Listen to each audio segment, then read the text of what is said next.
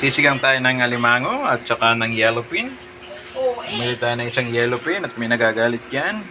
Eto na nga yung ating nilagyan natin ng puso ng saging, okra, sili. Wala tayong kamatis kasi mahal. Nag-counting-counting na lang tayo. Okra, siling green at saka puso ng saging. Okay? Lalagay, imbis na talbos ng kamote ay kangkong. Inaantay-antay na lang natin kumulo ang ating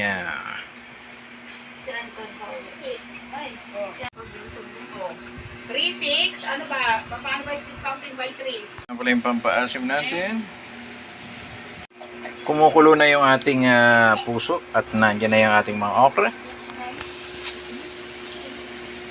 Naglagay tayo ng isang puso dyan. Kumulo. Unahin muna natin palambutin, saka natin lalagay yung ating mga isda. Ilagay na natin dyan yung inuna natin yung yellow pin. Mamaya natin lalagay yung ating alimango.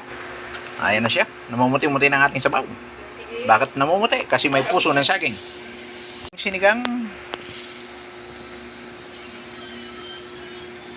Inuna natin yung isda natin ilagay. Mamaya natin yung alimango. Alimango natin sa ibabaw at mamaya ay luto na yan. Hindi pa natin nilalagay yung pampasim pero isusunod na natin yung pampasim natin ng alimango ay nandiyan na sa ibabaw. Ilalagay na natin yung pampasim natin, mga kaibigan. Okay. Ang ating sinigang na alimango at saka yellow pin. Napakasarap ng ating maya. May ilalagay natin yung kangkong at pinakukulo lang natin para magsani puwersa ang kanyang asim.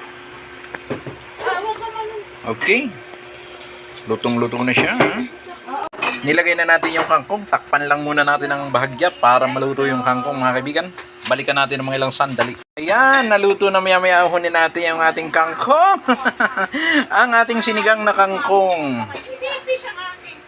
Sinigang na kangkong, mga kaibigan. Lutong-luto na ang ating sinigang na kangkong. Ang ating alimango na may yellow pin. Kung wala yung yellow pin, hinanap ko naman yung yellow pin. Okay. Na halo-halo. Sinigang na kangkong, puso, alimango at yellow pin.